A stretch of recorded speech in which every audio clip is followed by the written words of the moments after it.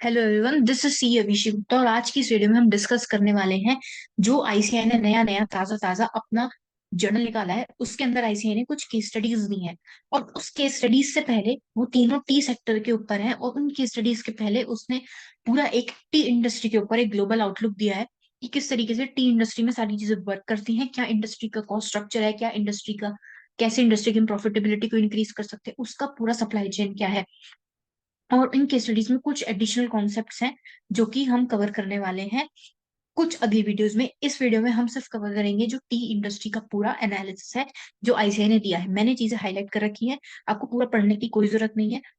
इसमें से जो भी हाईलाइटेड पोर्शन है that is the only important portion, हम वो फटाफट से गो थ्रू करेंगे और इस वीडियो को 5 to 6 मिनट्स के अंदर अंदर फटाफट से कवर करेंगे। Without further ado let's start. सबसे पहले टी इंडस्ट्री के मैंने बताया इन स्ट्रेटेजिक कॉन्टेक्स्ट की स्ट्रेटेजिक कॉस्ट मैनेजमेंट के हिसाब से टी इंडस्ट्री में टी सेक्टर में आखिरकार चल क्या रहा है। तो सबसे पहले वो लोग बता दें कि बहुत सारी कंट्रीज हैं जैसे कि इंडिया, श्रीलंका, केनिया, ये सब क्या है, ये कंट्रीब्यूट करते हैं 81% of the global consumption of T. और जो एक्सपोर्ट में है उसमें 72% इनका कंट्रीब्यूशन रहता है। इंडिया का अगर हम देखें तो इनका per capita consumption of T is just 0.83 kilograms. तो हर बंदा इंडिया के अंदर 0.83 किलो की चाय पीता है, ठीक है, ये चीज ये बताना चाह रही है। और इंडिया अकेला 19.5% ग्लोबल टी कंजम्पशन। तो ये सारी चीजें क्या बताना चाह रहे हैं एक्चुअल में, कि इंडिया बहुत ही मेजर मेजर सोर्स है टी प्रोडक्शन का। तो ये हमारे लिए एक इंपॉर्टेंट सेक्टर बन जाता है जिसकी चीजें हमें जानना जरूरी है। अगर हम डोमेस्टिक ट्रेंड पे आए तो वो सिंपल सी बात ये कहते हैं कि टी नेशनल इनकम में बहुत बड़ा रोल प्ले करती है और जीडीपी में भी जीडीपी में भी एक अच्छा उसका कंट्रीब्यूशन है। बिकॉज आप देखो ना, टी खुद एक एग्रीकल्चर सेक्टर है।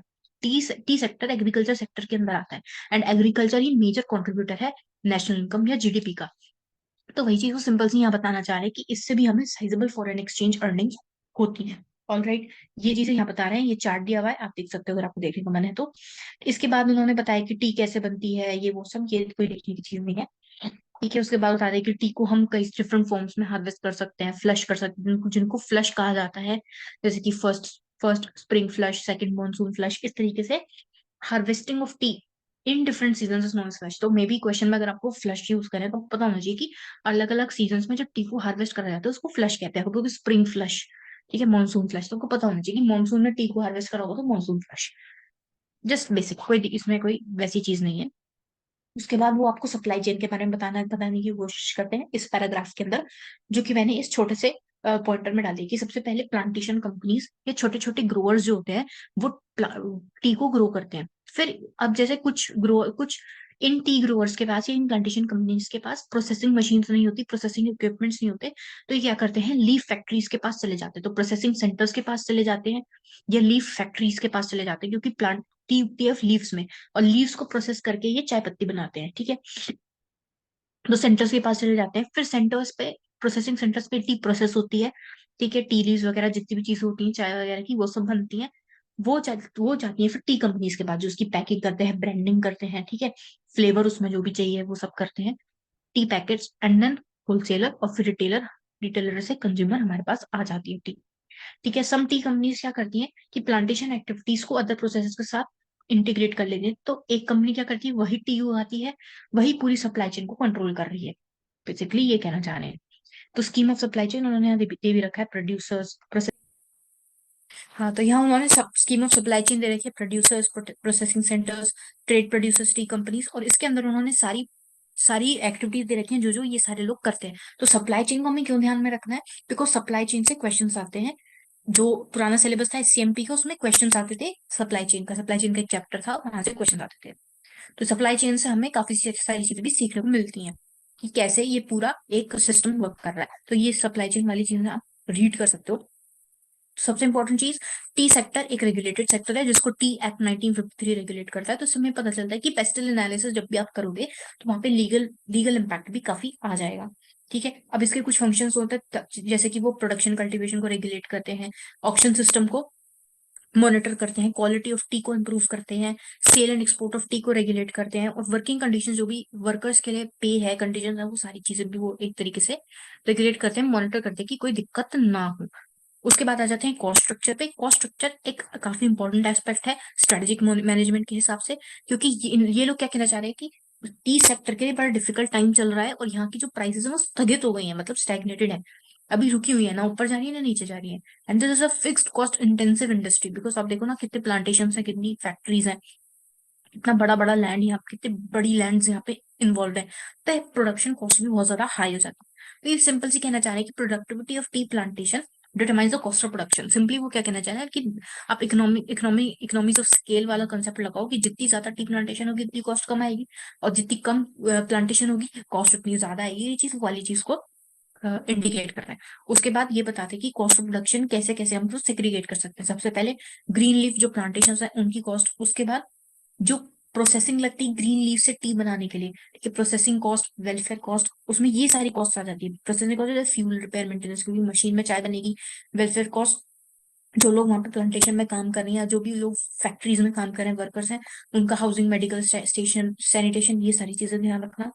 उसके बाद अदर कॉस्ट, जिसमें भी सारी कॉस्ट आ जाएंगी, जैसे कि लीज रेंट हो गया, क्योंकि हो नहीं सकता ना कि इतनी बड़ी लैंड या इतनी बड़ी फैक्ट्री उनके पास खुद की ओन हो, मे बी लीज पे ले रखी हो, तो ये सारी कॉस्ट कवर हो जाती है। उसके बाद कॉस्ट ऑफ प्रोडक्शन यहाँ पे उन्होंने बताया कि प्रोडक्टिविटी फैक्टर से लिंक्ड है, और ये एसेंशियल है कि हम डेटा कलेक्ट करें और इसको इंप्रूव करने की कोशिश करें। लॉन्ग टर्म सस्टेनेबिलिटी के परस्पेक्टिव से अगर हम जाएं, तो higher tea prices that can sufficiently cover the cost. तो लॉन्ग टर्म सस्टेनेबिलिटी के लिए ये कहना चाह रहे हैं, बेसिकली बेसिक सी चीज है कि जब कॉस्ट से ऊपर प्राइस होगी तभी आप लॉन्ग टर्म के लिए सस्टेन कर सकते हो।